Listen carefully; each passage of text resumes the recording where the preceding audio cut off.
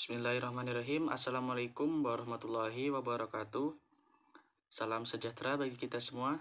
Perkenalkan, saya Bayu Arinanto dengan NIM B1B122017. Saya adalah mahasiswa dari program studi Ilmu Pemerintahan Universitas Jambi. Pada video kali ini, saya akan menjelaskan mengenai Majelis Permusyawaratan Rakyat atau bisa disebut juga dengan MPR. Adapun tujuan saya membuat video ini adalah untuk memenuhi salah satu tugas dari mata kuliah Pemerintahan Nasional dengan dosen pengampu Bapak Alfa Beriansah, SIP MIP. Baiklah, langsung saja saya akan menjelaskan mengenai Majelis Permusyawaratan Rakyat atau yang bisa disebut juga dengan MPR. Pada pembahasan kali ini, saya akan menjelaskan mengenai satu, sejarah lahirnya MPR, yang kedua, perubahan dan perkembangan MPR atau Majelis Permusyawaratan Rakyat, yang ketiga, kedudukan dan wewenang lembaga negara MPR, yang keempat, tugas lembaga negara Majelis Permusyawaratan Rakyat atau MPR, yang kelima, sidang lembaga negara Majelis Permusyawaratan Rakyat atau MPR, yang keenam, alat kelengkapan negara Majelis Permusyawaratan Rakyat, yang ketujuh, produk hukum yang dihasilkan oleh Majelis Permusyawaratan Rakyat. Sebelum saya masuk kepada poin yang pertama, yaitu sejarah lahirnya MPR, di sini saya akan menjelaskan mengenai pengertian dari Majelis Permusyawaratan Rakyat atau MPR. Majelis Permusyawaratan Rakyat atau bisa disebut juga dengan MPR, sekarang ini bukan lagi merupakan lembaga tertinggi negara. Ia adalah lembaga negara yang sederajat dengan lembaga negara lainnya. Dengan tidak adanya lembaga negara tertinggi negara, maka tidak ada lagi sebutan lembaga tinggi negara dan lembaga tertinggi negara. Semua lembaga yang disebutkan dalam Undang-Undang Dasar 1945 adalah lembaga negara. Majelis Permusyawaratan Rakyat, MPR, merupakan lembaga pelaksana kedaulatan rakyat, oleh karena anggota Majelis Permusyawaratan Rakyat atau MPR adalah para wakil rakyat yang berasal dari pemilihan umum. MPR bukanlah pelaksana sepenuhnya kedaulatan rakyat, sebagaimana tertuang dalam pasal 1 ayat 2 Undang-Undang Dasar 1945. Dalam perubahan ketiga bahwa kedaulatan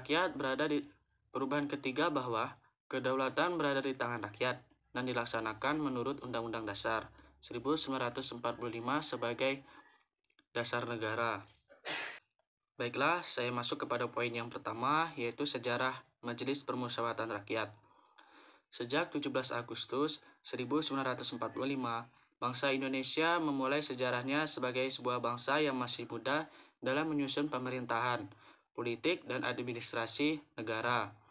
Landasan berpijaknya adalah ideologi Pancasila yang diciptakan oleh bangsa Indonesia sendiri beberapa minggu sebelumnya.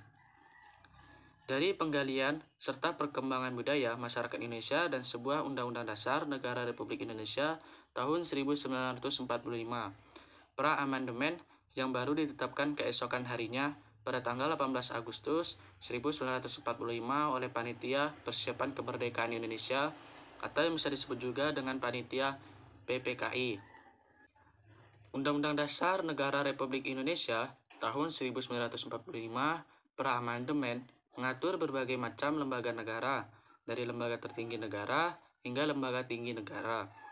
Konsepsi penyelenggaraan negara yang demokratis oleh lembaga negara tersebut sebagai perwujudan dari sila keempat, yaitu kerakyatan yang dipimpin oleh hikmat kebijaksanaan dalam permusyawaratan perwakilan, yang mengedepankan prinsip demokrasi perwakilan yang dituangkan secara utuh di dalamnya.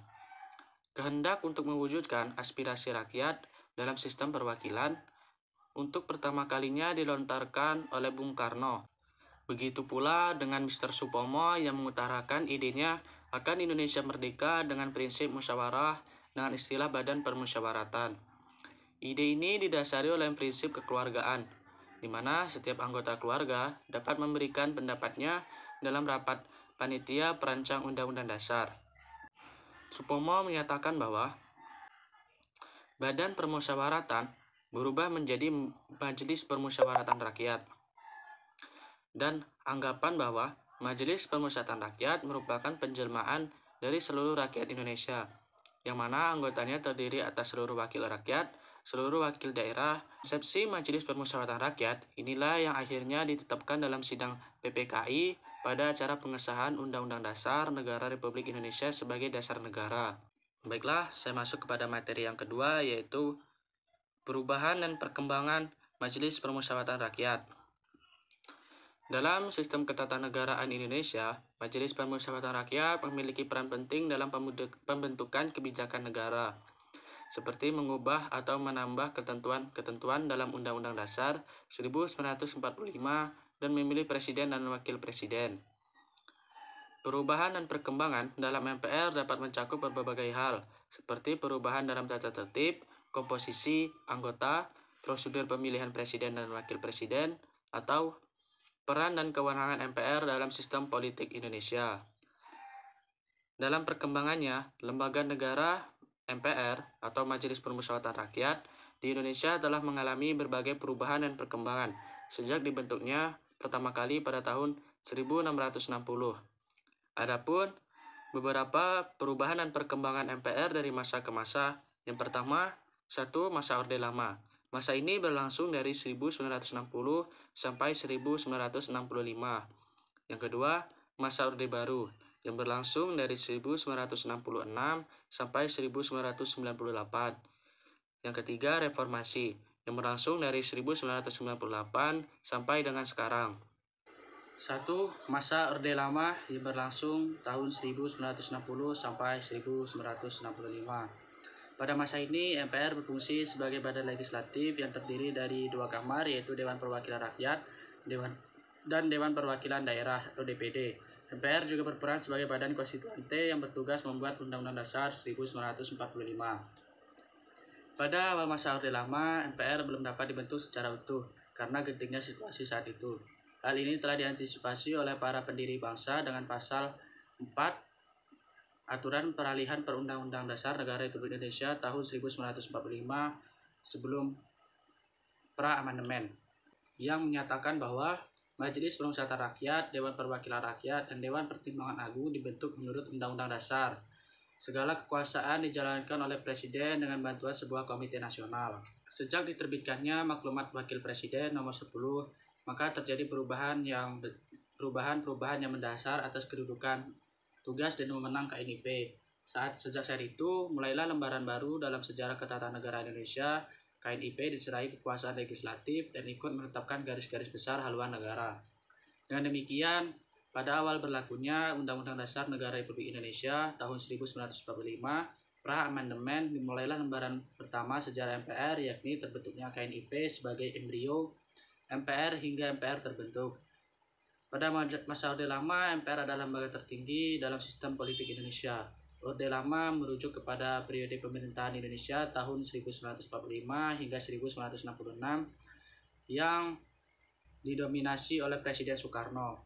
Pada masa ini, MPR berfungsi sebagai badan legislatif yang terdiri dari dua kamar, yaitu Dewan Perwakilan Rakyat DPR dan Dewan Perwakilan Daerah DPD. MPR juga berperan sebagai badan konstituante yang bertugas membuat Undang-Undang Dasar 1945.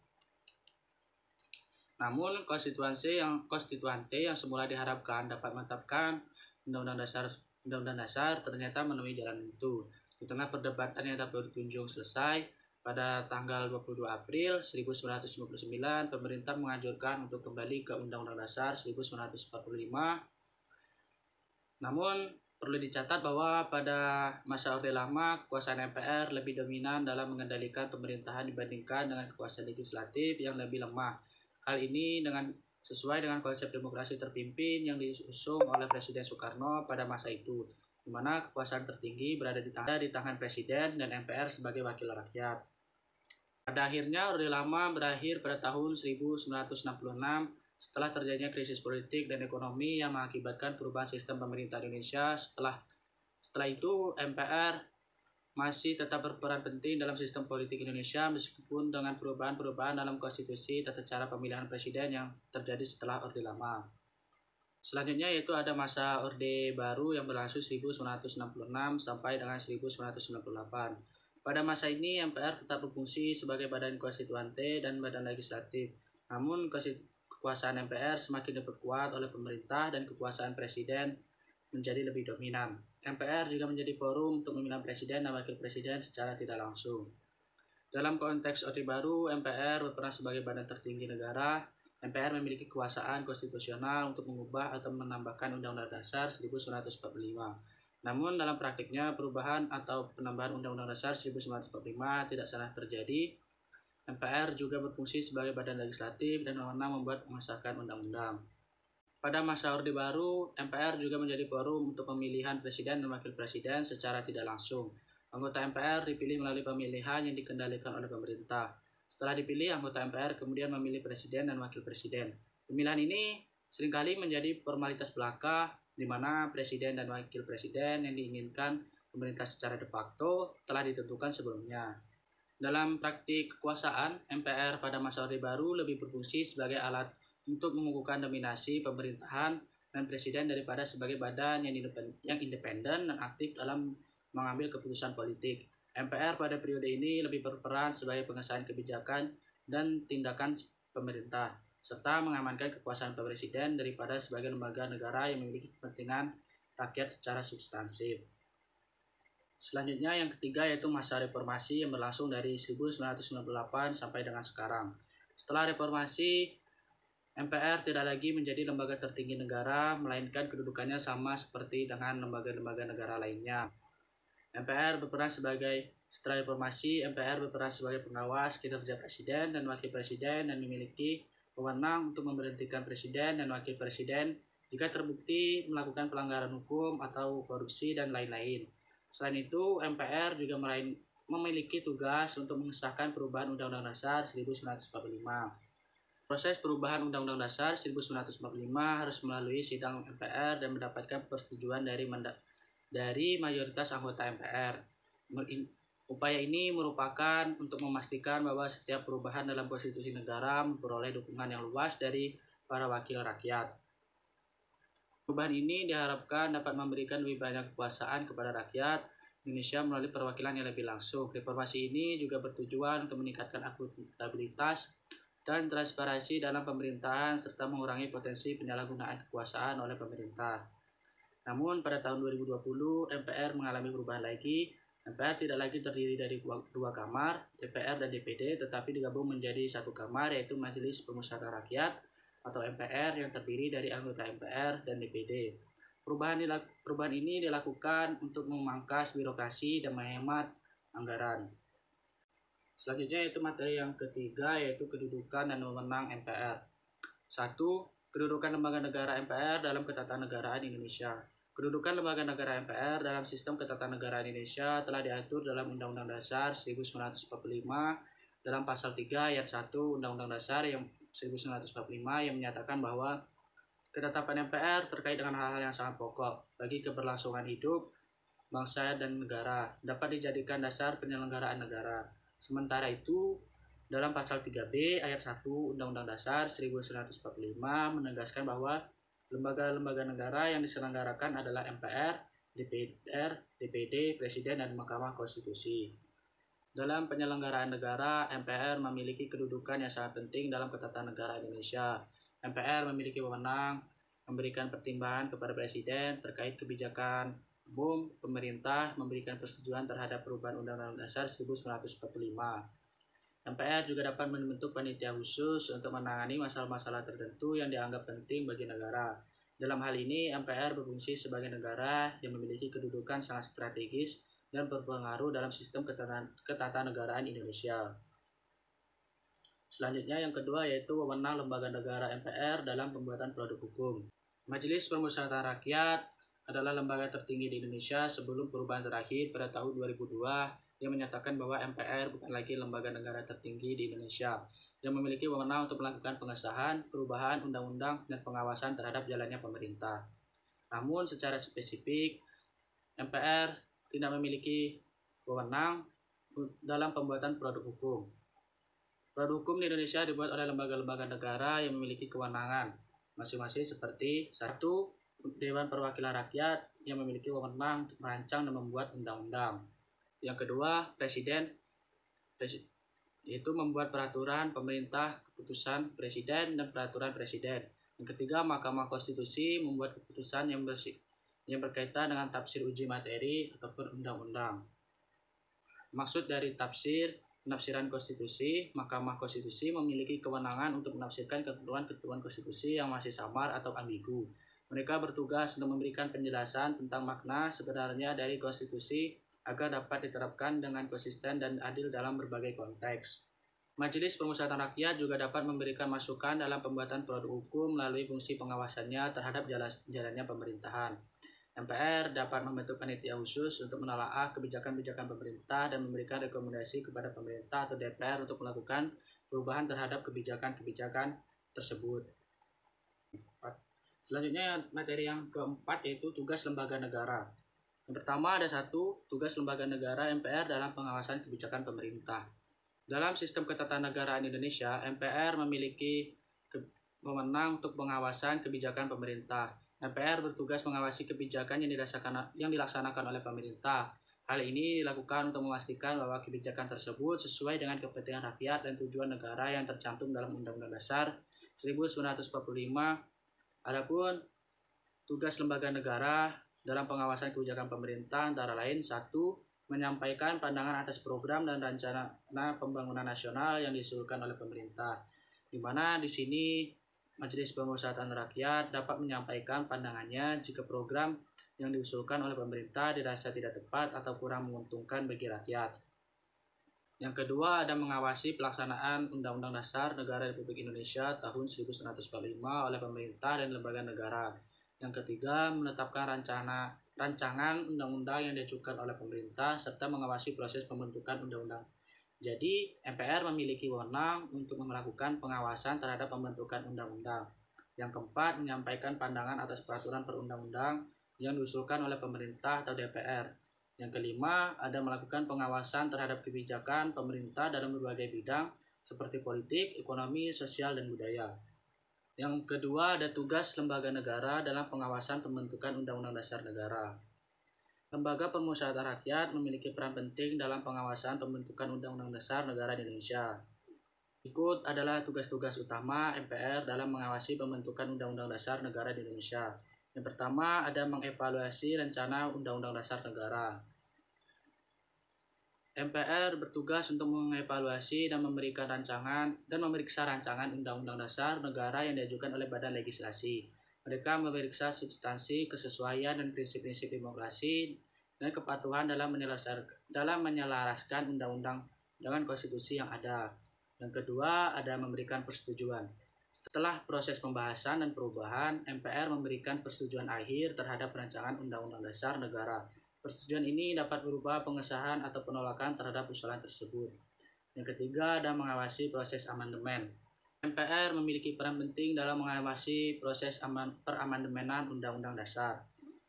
Hal ini digunakan untuk memastikan bahwa amandemen dilakukan sesuai dengan ketentuan konstitusi dan tetap menjaga prinsip-prinsip dasar negara. Selanjutnya ada sidang-sidang lembaga MPR. 1. Sidang tahunan MPR dalam laporan kinerja lembaga negara. Sidang tahunan MPR merupakan momen penting dalam kehidupan politik di Indonesia di mana kebijakan-kebijakan nasional dibahas dan ditetapkan. Dalam sidang tahunan MPR, beberapa hal penting biasanya dibahas adalah sebagai berikut. 1. Penetapan rancangan undang-undang. Sidang tahunan MPR menjadi momen di mana rencana undang-undang penting dapat ditetapkan sebagai undang-undang. Contohnya seperti rencana undang-undangan tentang anggaran pendapatan dan belanja negara (APBN) dan juga rencana undang-undang tentang anggaran pendapatan dan belanja daerah atau APBD. Ini ada penetapan kebijakan strategis di mana sidang MPR juga digunakan untuk membahas dan menetapkan kebijakan strategis nasional. Misalnya kebijakan dalam bidang pendidikan, kesehatan, infrastruktur, lingkungan, dan sektor-sektor penting lainnya.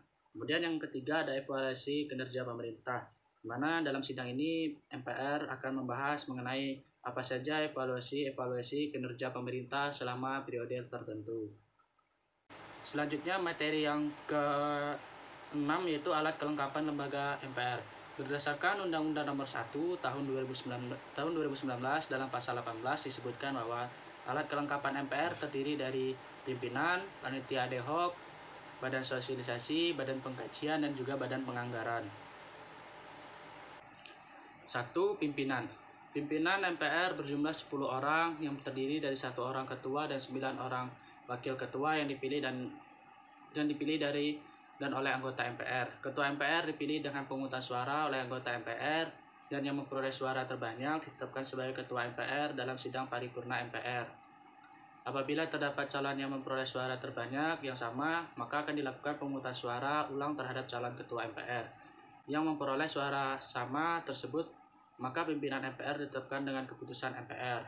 Yang kedua ada panitia ad hoc. Dalam pasal 35 Undang-Undang Nomor 1 Tahun 2019, panitia ad hoc merupakan alat kelengkapan MPR yang dibentuk oleh MPR dalam sidang paripurna MPR untuk melaksanakan tugas tertentu yang diperlukan.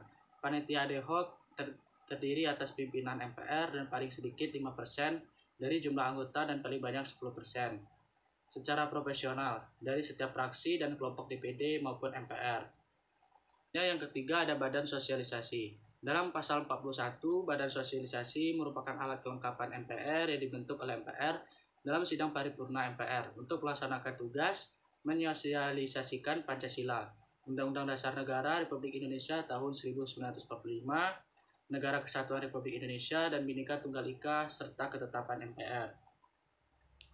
Ada yang keempat yaitu Badan Pengkajian. Dalam pasal 46, Badan Pengkajian merupakan alat kelengkapan MPR yang dibentuk oleh MPR dalam sidang paripurna MPR untuk melaksanakan tugas mengkaji sistem ketatanegaraan Undang-Undang Dasar Negara Republik Indonesia tahun 1945, serta pelaksanaannya menyerap aspirasi masyarakat, daerah, dan lembaga negara yang berkaitan dengan pelaksanaan Undang-Undang Dasar Negara Republik Indonesia tahun 1945.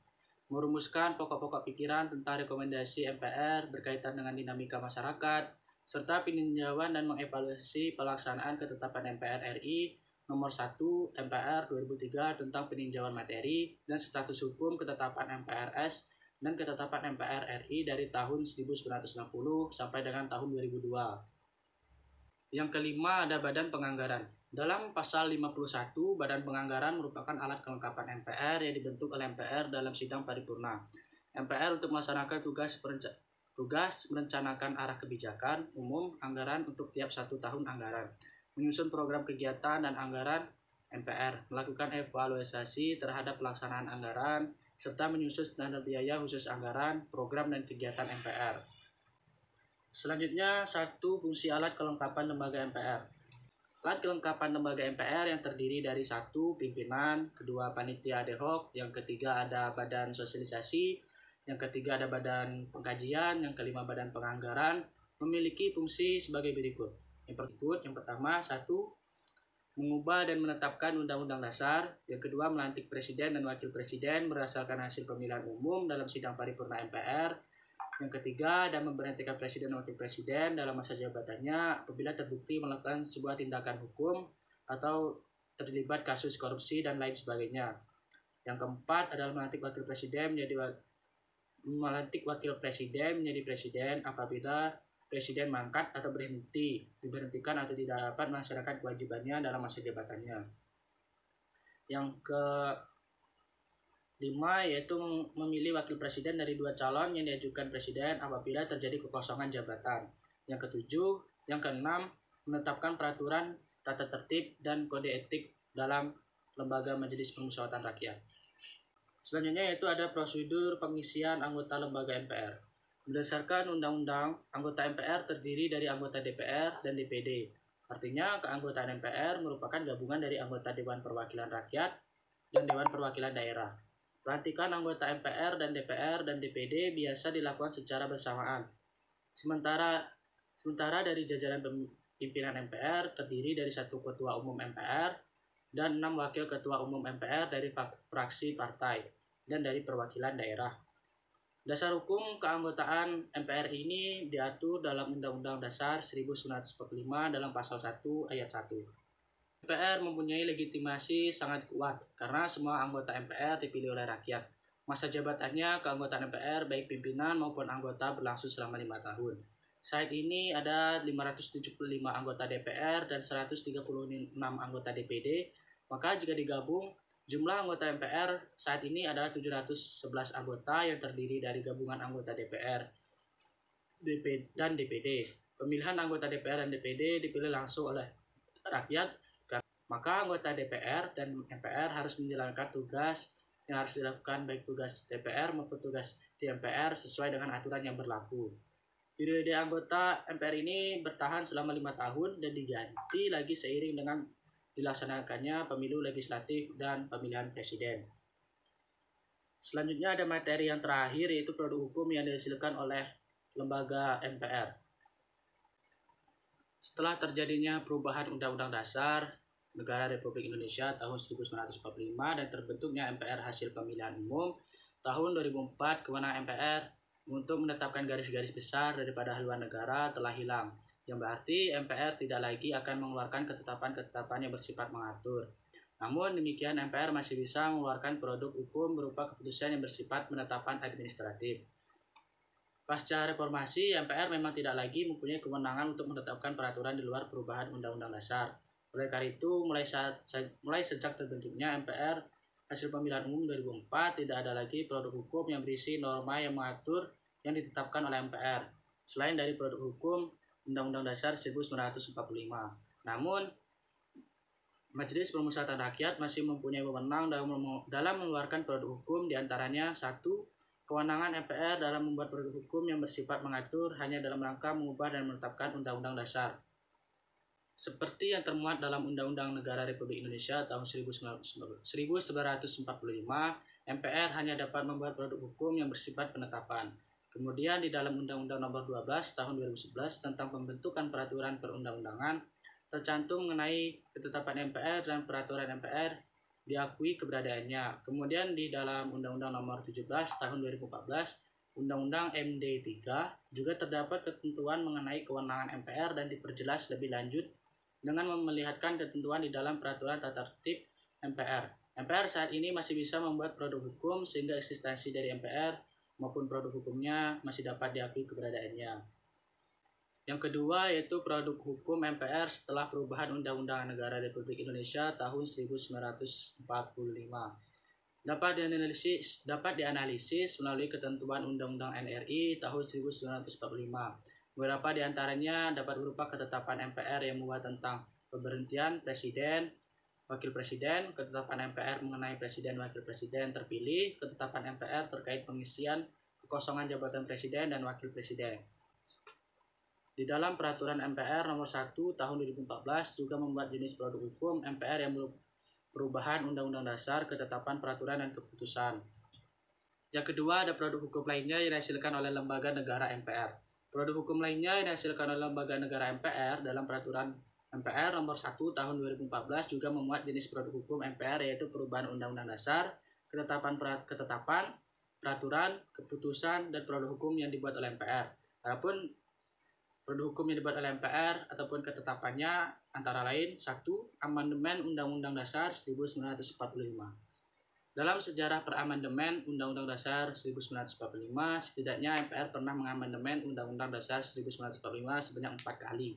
Amandemen Undang-Undang Dasar 1945 diadakan dengan aturan atau kesepakatan dasar dalam melaksanakan perubahan terhadap Undang-Undang Dasar 1945, yakni tidak mengubah pembukaan Undang-Undang Dasar 1945, tetap mempertahankan NKRI, mempertegas sistem pemerintahan presidensial, serta penjelasan Undang-Undang Dasar 1945 yang memuat hal-hal normatif akan dimasukkan ke dalam pasal-pasal batang tubuh. Amandemen Undang-Undang Dasar 1945 diadakan oleh MPR sejauh ini sejak tahun 1999 sebanyak 4 kali.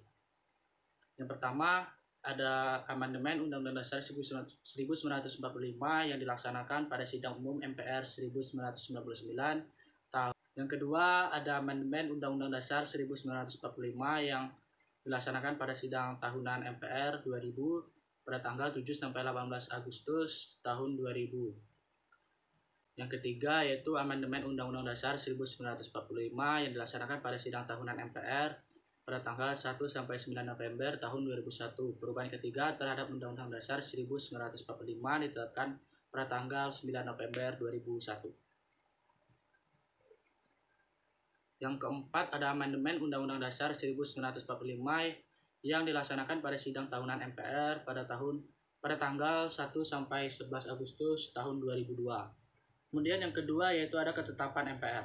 Ketetapan Majelis Permusyawaratan Rakyat atau disingkat dengan TAP MPR adalah bentuk putusan Majelis Permusyawaratan Rakyat yang berisi hal-hal yang bersifat penetapan. Ketetapan MPR pada masa sebelum perubahan amandemen Undang-Undang 1945 merupakan peraturan perundang-undangan yang secara hierarki berada di bawah Undang-Undang Dasar 1945 dan di atas undang-undang. Pada masa awal reformasi, ketetapan MPR tidak lagi termasuk urutan hierarki peraturan perundang-undangan di Indonesia. Namun pada tahun 2011, berdasarkan Undang-Undang Nomor 12 Tahun 2011, TAP MPR kembali menjadi peraturan perundang-undangan yang secara hierarki berada di bawah Undang-Undang 1945. Perubahan Undang-Undang Dasar 1945 membawa implikasi terhadap kedudukan, tugas, dan wewenang MPR. MPR yang dahulu kedudukannya sebagai lembaga tertinggi negara, kini berkedudukan sebagai lembaga negara yang setara dengan lembaga negara lainnya seperti Kepresidenan, DPR, DPRD, BPK, MA, dan MK. Baiklah, itu saja penjelasan singkat dari saya mengenai Majelis Permusyawaratan Rakyat atau MPR. Apabila ada salah kata atau penyampaian materi yang tidak tepat, mohon dimaafkan dan dimaklumi. Untuk itu, saya akhiri. Assalamualaikum warahmatullahi wabarakatuh.